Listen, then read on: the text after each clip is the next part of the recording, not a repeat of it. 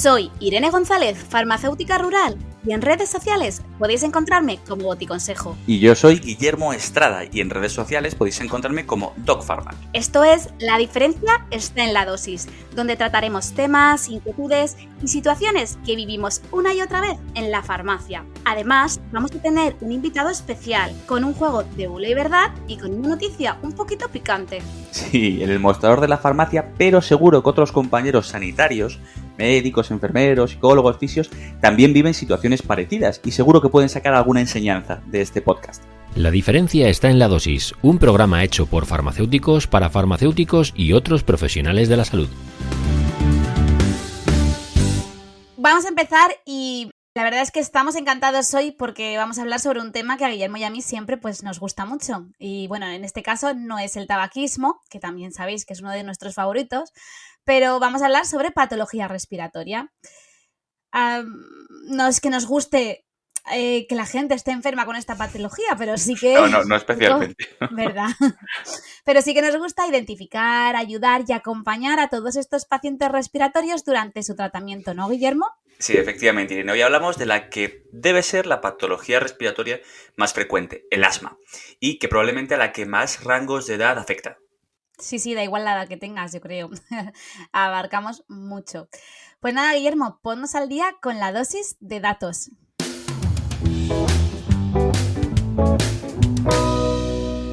Vamos con la dosis de datos de hoy.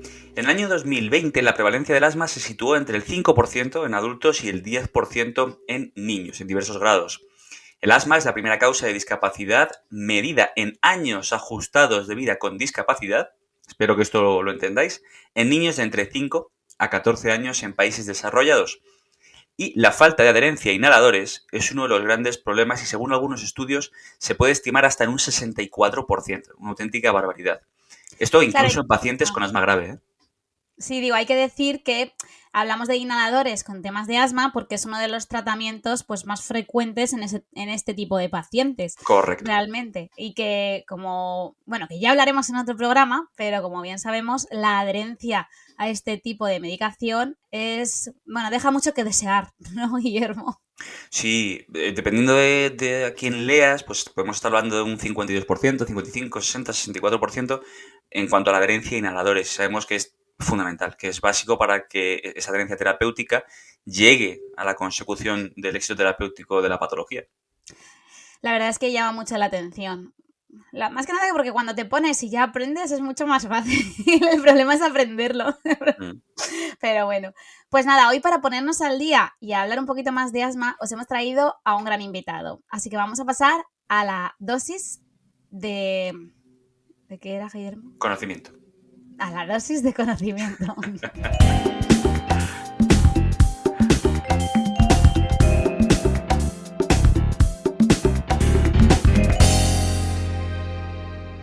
Pues hoy la dosis de conocimiento la pone Francesc Moranta Ribas, que no se me olvide que lo pronuncio bien. Farmacéutico comunitario con un bagaje espectacular en el área de respiratorio. Buenas, Francesc. Hola, Francesc, ¿cómo estás? Hola, buenas tardes. Muchas gracias por haberme invitado a estar hoy con vosotros.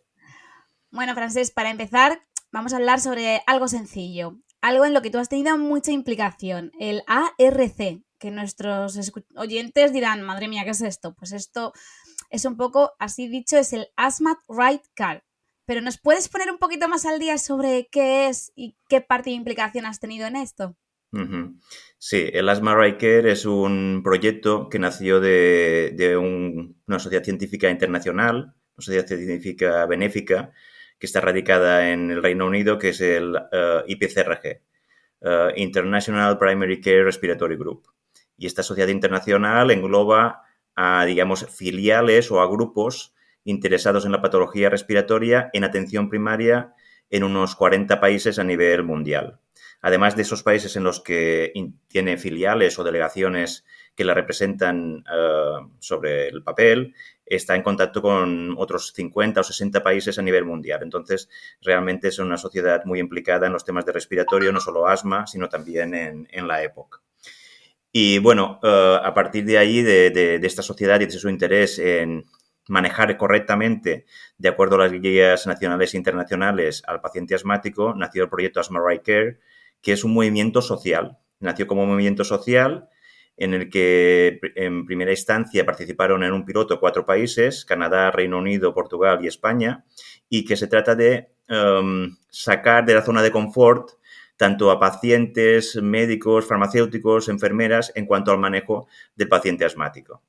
Y bueno, y ese proyecto, ya os digo, España fue uno de los 4 países que lo pilotaron, y a partir de ahí llegó también al grupo de farmacéuticos que estamos en el GRAP, en el grupo de atención primaria, de respiratorio en atención primaria, y que también somos todos farmacéuticos del grupo de respiratorio de CEFAC, y empezamos a movernos en el sentido de implantar este proyecto en España también en el ámbito del farmacéutico comunitario. Y bueno, yo soy el representante a nivel internacional de los farmacéuticos en el proyecto y también en España a nivel nacional. Muy importante para que también nos tengan en cuenta, que muchas veces se olvidan un poco de nosotros, pero la Estás verdad hablando, es que... perdón, Francés, que representas a los farmacéuticos a nivel mundial. Bueno, sí, a ver. Bueno, mundial, de 40 países. En el equipo de estrategia del proyecto se creyó por parte del IPCRG que tenía que haber un farmacéutico, y yo no estaba en principio, pero desde hace 1 año y medio me escogieron para representar a los farmacéuticos en ese equipo, digamos, de coordinación internacional que lidera un poco el proyecto. Pues yo creo que muy bien representados, ¿no? Bueno, se hace lo que se puede. Sí, hombre, que sí. Vale, en ese sentido, pero el Asthma Right Care es un programa formativo para profesionales sanitarios, ¿no? Bueno, es algo más que un programa formativo. Vale. En gran parte es un programa formativo porque lo que intenta es que el manejo del paciente asmático se haga de acuerdo a las guías de tratamiento y de manejo del paciente asmático, tanto nacionales como internacionales. El gran referente en este aspecto es la GINA, pero también tiene una parte de movimiento social, de crear seguidores, followers, que llaman ellos, y ampliar el número de followers, y que estos followers vayan también liderando el proyecto a pequeña escala, y que se haga una especie de expansión del proyecto de tipo piramidal. Estos followers, fundamentalmente, entiendo, profesionales sanitarios sí. Al principio. Pero también pueden ser pacientes. Sí, claro, hasta que llega el árbol, ¿no? Hacia abajo. Pacientes, enfermeras, fisioterapeutas, médicos, en el IPCRG están representados todos los estamentos. Pero bueno, es muy interesante porque es una forma de abarcar a varios e ir llegando poco a poco. No es mala forma de trabajo, ¿eh? A mí me parece interesante. No, de hecho, la parte más formativa, digamos, se establece de esta forma piramidal, en la que un profesorado experto va formando a un segundo nivel a otros profesores, y estos profesores a su vez forman a otros profesores, y estos a su vez forman a los profesionales de primera línea en atención primaria sobre el manejo del asma. Y se trata de luego, de cuando ya estás en primera línea, ir repitiendo estas formaciones de primera línea para que el mensaje de cómo se tiene que tratar y manejar al paciente asmático de una forma correcta, de acuerdo a las guías internacionales, se expanda a nivel de atención primaria. Claro, cale y profundice. Y en ese sentido, que nos representas a los farmacéuticos, pero ¿cómo de formados crees que están, o no sé si habéis hecho trabajos de investigación en este sentido, los farmacéuticos comunitarios en España en asma? ¿Crees que conocemos realmente la patología, las alternativas terapéuticas, cómo manejar al paciente asmático? Bueno, esa es muy buena pregunta, porque cuando nos planteamos realizar una formación específica para farmacéuticos en España dentro del programa Asthma Right Care, conjuntamente entre IPCRG, GRAP y CEFAC, junto con Navidad Sánchez y Javier Plaza, que son los otros farmacéuticos implicados, pensamos que lo que teníamos que hacer es sacar una línea base, es decir, evaluar dónde están los farmacéuticos españoles respecto al asma, ¿no? Y diseñamos una encuesta, que esta encuesta fue liderada por Olga Deleito, farmacéutica del GRAP y de CEFAC en Asturias, y hicimos una encuesta que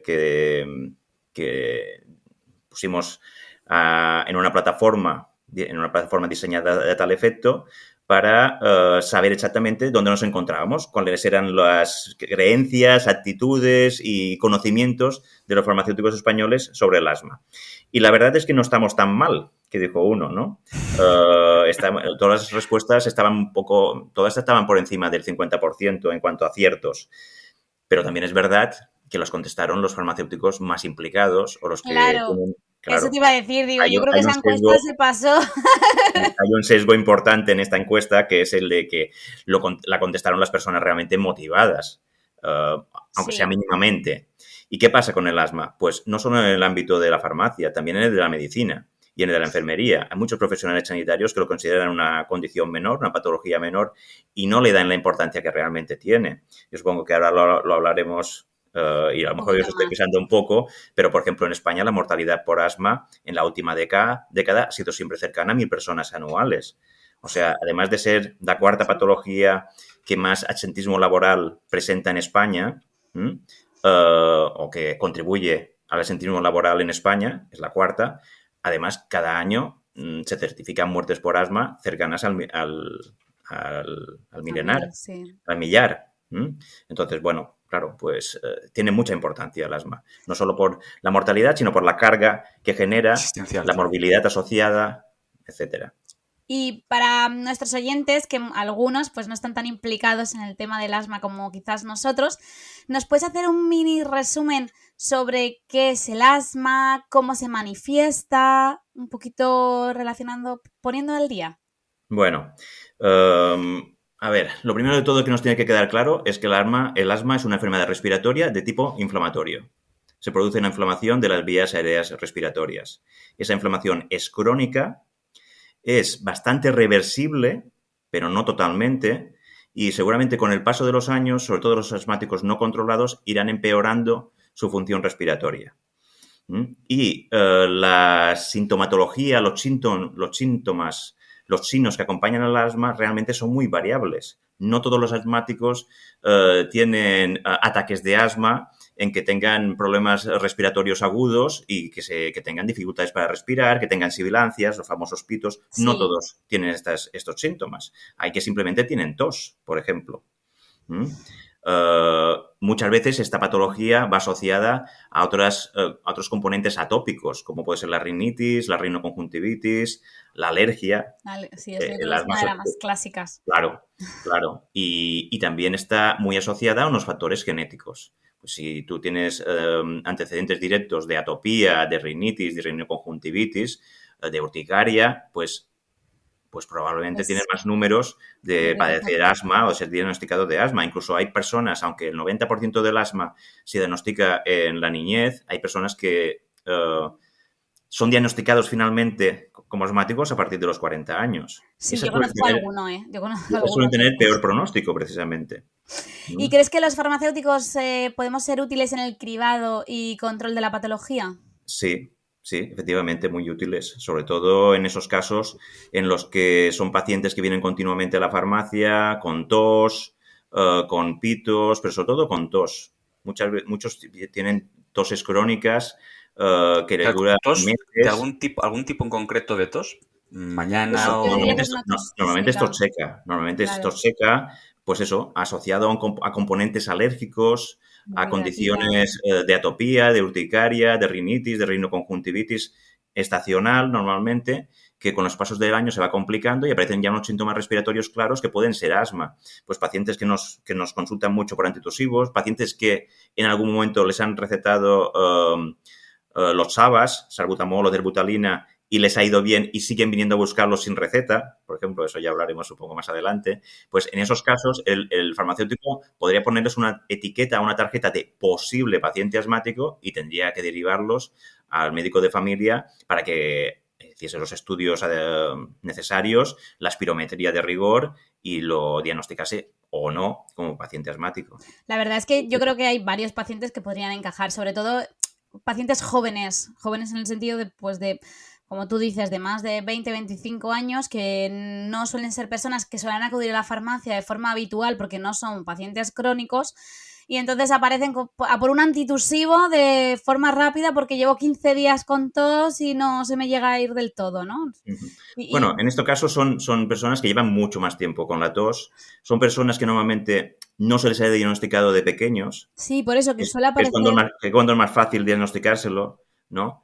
Y sin una historia clara de atopía. Entonces, esos pacientes pueden aparecer como asmáticos en edades más avanzadas y son los más difíciles De de controlar. diagnosticar. Sí. Sí. Hoy hemos estado hablando ahora del tratamiento, que ya has nombrado los SABAs, pero no vamos a resumir la gema. Pero sí queremos que, si puedes, nos instruyas un poco y que nos des 3 o 4, como mucho. Cosas que sean sencillas y de fácil aplicación práctica, ¿vale? Para que como farmacéuticos comunitarios seamos más útiles a nuestros pacientes asmáticos o potencialmente asmáticos. Pueden ser cuestiones farmacológicas o no farmacológicas. Bueno, a ver, empezaremos por las farmacológicas. Lo que Vamos allá. tenemos que tener todos claro, todos, es que el asma es una patología inflamatoria. Por lo tanto, la base de tratamiento del asma son los corticoides inhalados. ¿Por qué los corticoides inhalados? Porque van directamente a la diana terapéutica, a las terminaciones de los bronquiolos, terminaciones terminales de los bronquiolos y a de todo el aparato respiratorio en general, y porque se pueden administrar dosis mucho más pequeñas en comparación a las dosis orales, con mínimos efectos secundarios si la técnica inhalatoria es buena. Entonces, primero de todo, el asma es una enfermedad inflamatoria que se trata con corticoides inhalados, y de cada vez las guías van más en esa dirección. Incluso ahora la última versión de la GINA y probablemente también la última versión de la GEMA, aunque todavía no la he consultado, pero van en el camino de que ya prácticamente los SABAs, salbutamol y terbutalina, se utilicen en casos muy esporádicos y en casos muy concretos. Pero incluso hay indicaciones de que se utilicen los corticoides inhalados juntos con los formoterol, salmeterol, que son los LABA, Sí. son las antagonistas beta-2 de larga duración, en casos de rescate. Ya sabéis que el asma tiene dos tipos de tratamiento: el de mantenimiento, que son los corticoides inhalados con o sin LABAs, salmeterol, formoterol, indacaterol, etcétera, y el tratamiento históricamente de rescate, que eran los SABAs, el salbutamol y terbutalina, beta-2 agonistas de corta duración.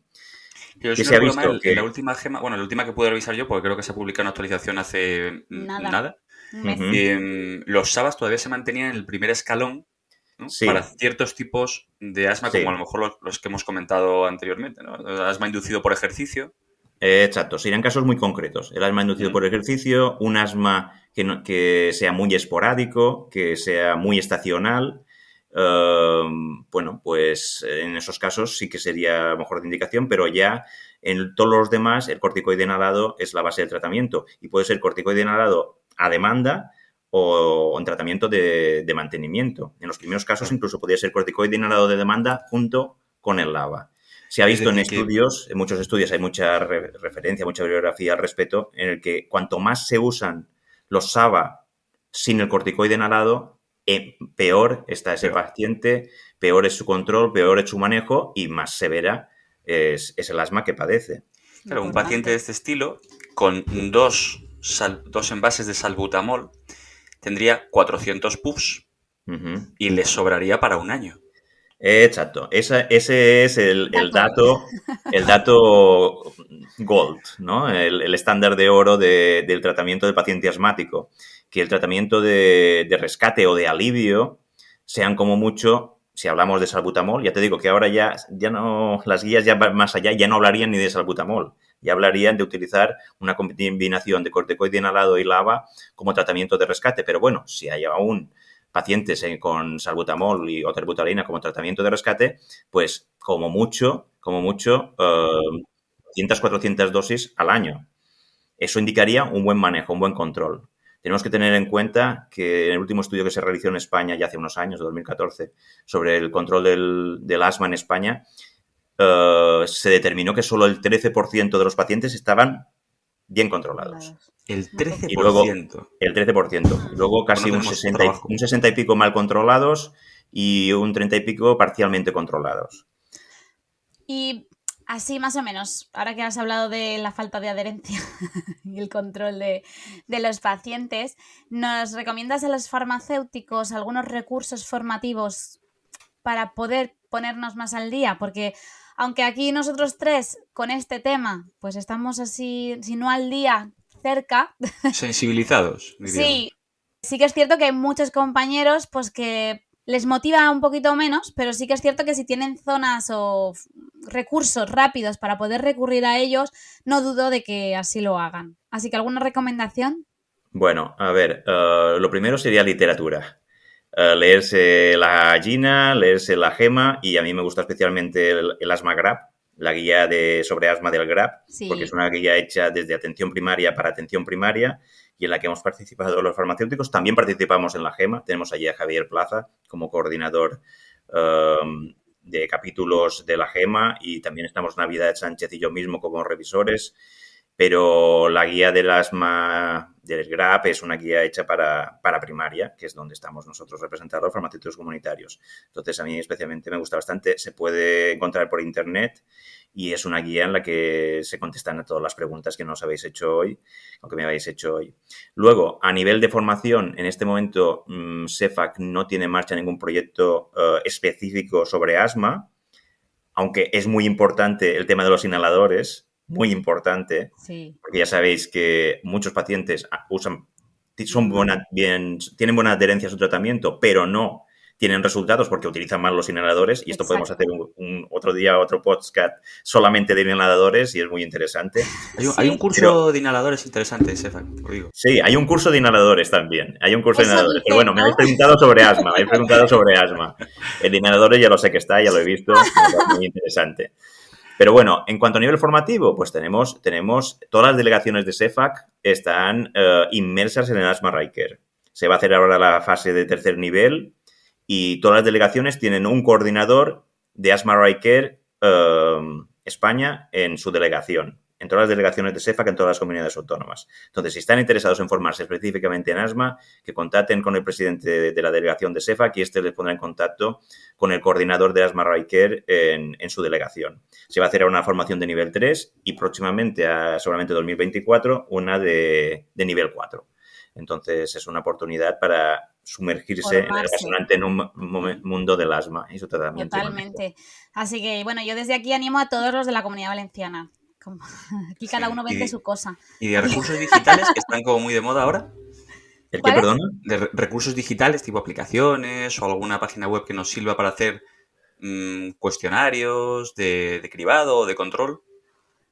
Bueno, a ver, herramientas hay muchísimas. En la formación del Asthma Riker hablamos de muchas herramientas. Por ejemplo, para el asma está el Asthma Control Test, que es un test de referencia para saber si tu paciente lo puede autocumplimentar incluso él mismo, es para saber el grado de control del asma que presenta ese paciente. Luego hay herramientas como el PeakFlow para medir la función respiratoria de ese paciente asmático y ver si realmente empeora o no. O sea, hay muchas herramientas para el uso correcto de los inhaladores, el InCheck Dial. Todo eso está en el proyecto formativo de CEFAC en Asthma Riker, y se explica todas las herramientas que están a disposición de los farmacéuticos. También tenemos la regla del asma para ayudar al paciente a concienciarse y a visualizar que un exceso de uso de los SABAs es muy contraproducente y que la base del tratamiento es precisamente lo que no están utilizando, porque solamente un 50% de los pacientes usa el tratamiento de mantenimiento para el asma. Bueno, pues hay un montón, vamos. Dentro de Asthma Riker hay mucha información y muchas herramientas útiles para formarse en asma. Fantástico contenido. Importante. Pues nada, chicos, hemos terminado la dosis de conocimiento, que me ha costado al principio poder decirla bien. A menos que a Francesc se le haya quedado algo en tintero que nos quiera... Sí, ¿quieres decir algo así para ¿alguna cosa más? Bueno, no lo sé. Yo podría hablar horas. Bueno, pues hacemos... Sería muy aburrido. Asma.2. Venga, para la segunda temporada, que como no pueden durar eternamente, vamos al Asma.2 enfocándolo también a otro punto, como el especial de inhaladores, que ese tengo yo ganas. Así que vamos a pasar al juego de bulos.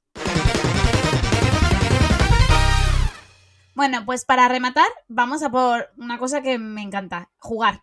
Así que vamos a por la dosis de juego. Te explico, Francesc. Vamos a hacer una afirmación y tú nos dirás si es bulo o verdad y una pequeña explicación de por qué, ¿vale? Así que, Guillermo, a por todas. Empiezo yo, Francesc. ¿El asma se cura? Bulo. Bulo como un piano. Lo ha dicho antes. Lo ha dicho. Sí. El asma, lamentablemente, no es una enfermedad que se cure. Nadie se cure del asma. Puede estar mejor controlado o peor controlado. Un paciente controlado se entiende como aquel que puede realizar cualquier actividad como cualquier otra persona. sea física o de cualquier tipo. Y luego, estos últimos años, se ha introducido lo del paciente parcialmente controlado, porque, bueno, pues no todo el mundo, por diferentes motivos, puede llegar al control total. Entonces, Ya, es un paciente difícil. parcialmente controlado también es un paciente que podrá hacer una vida prácticamente normal. El problema es que tenemos un montón de personas que creen que se han curado su asma, porque después de la adolescencia algunos mejoran bastante, y vuelven a empeorar pues sobre la cuarentena. Y en esta franja de 20 y pico tantos hasta los 40 creen que ya no son asmáticos. Y Es importante. lamentablemente... Es lo que te decía yo de que de repente aparecen de golpe Uh-huh, en la farmacia y no se uh-huh, acuerdan de que antes tenían asma. exacto. Venga, vamos a por la siguiente. Quienes tienen asma solo deben usar tratamiento farmacológico cuando tienen síntomas. ¿Bulo o verdad? Más pillado. bulo que verdad. Más bulo que verdad. Sí, No, pero por no, otra... es como sí, pero no. Sí, pero... Sí, pero lo habéis explicado antes muy bien. Sí. La gran mayoría de los asmáticos, en este caso sería un bulo, porque la gran mayoría de los asmáticos tienen que tratarse de por vida continuamente. Pero hay un pequeño porcentaje muy pequeño, pues lo que ha comentado Guillermo, asma inducido por el deporte, solamente asma inducido por el deporte, o ciertos casos de asma alérgico muy, muy estacionales relacionados con un polen o un alergeno muy, muy concreto. Pues en ese caso, pues a lo mejor es verdad que bastaría que utilicen el tratamiento durante un tiempo concreto. Pero claro, son casos que existen, pero son casos muy, muy esporádicos, muy puntuales, sí. Pues vamos a por la siguiente. Los asmáticos, otra vez francés para ti, que no se vaya a ser que Guillermo conteste, que le gusta. Los asmáticos no pueden ni deben practicar deporte. Bulo, total. Es bulo. Se puede hacer deporte, ¿no? Se puede hacer deporte. Bueno, Indurain, ¿verdad? Asmático. Indurain era asmático y bueno, yo creo que hoy en día el 40% de los corredores, de los ciclistas profesionales son asmáticos. No sé por qué, pero bueno. Tengo una ligera idea que no voy a comentar aquí, pero quiero decir que hay muchos deportistas asmáticos y han sido campeones del mundo y deportistas de gran prestigio. ¿Crees que entre los deportistas, a lo mejor por estar más controlados, hay menos infradiagnóstico que entre la población general? Seguro. Segurísimo. Uh-huh. Porque entiendo que hay un infradiagnóstico... Sí, tú lo has explicado antes muy bien. Se cree que el infradiagnóstico en España de asma está sobre el 50-40%. Y seguramente en deportistas no hay infradiagnóstico porque, claro, se han dado cuenta de que efectivamente al ser deportistas amateurs o profesionales, pues tienen unos requerimientos físicos y de carácter cardiovascular y respiratorio muy importantes y entonces aparece el asma sí o sí. Claro, y se identifica rápido. Claro. ¿Me dejas, Irene, que le haga una última? Digo, porque yo creo que vamos bien de tiempo. Que sí, que te dejo. Vale, trato hecho. Venga, Francesc, que el tratamiento del asma es únicamente farmacológico. Bulo. Vale. ¿Qué medidas no farmacológicas? Te explico algo.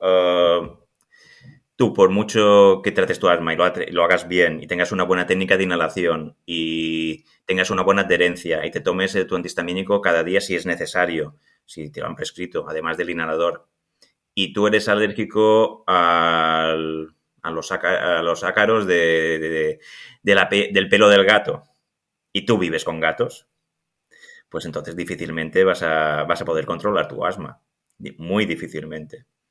Si además eso le añades que fumas, por ejemplo, que no hemos hablado del tabaco, pero el tabaco pues es un factor muy contraproducente y una condición muy tabaquismo, una patología muy contraproducente para un asmático. Entonces, por mucho que tú te tomes tus medicamentos y tengas una buena adherencia y estés bien diagnosticado y el médico te trate para paliar tus síntomas con las dosis adecuadas, hay factores y hay desencadenantes que se tienen que evitar, porque si no, difícilmente vas a poder controlar tu asma. Totalmente ahí. Muy de acuerdo. Alguno que otro conozco de los que tú dices, de los de que quieren controlar su asma pero viven con animales, de los que son alérgicos. Hay mucha gente así, ¿eh? Sí, no. Yo tengo en la farmacia pacientes que toman diariamente su antihistamínico para poder tener un gato. Por eso. Es lo que... Va a ver, sí. Todo depende de qué vino haces. No hay gatos que no pronuncian... Bueno, igual es ese gato en concreto el que quieren tener, ¿no? No cualquier gato que no produzca... Bueno, no soy un experto en animales de compañía. A lo mejor hay algún gato que no tenga pelo, de estos tan feos que están totalmente calvos. A lo mejor ese sí, pero bueno, no, la verdad es que no lo sé. No, desconozco el tema. No hablaré de algo que no sé. Ya lo sabes, todo lo que han dicho es verdad. Todo lo que... Bueno, Francesc, muchísimas gracias por compartir este episodio con nosotros.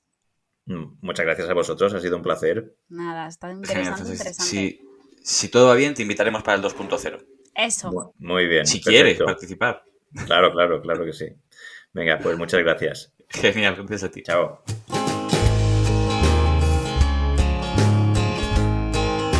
Recordad que nos podéis escuchar en vuestra plataforma de audio favorita.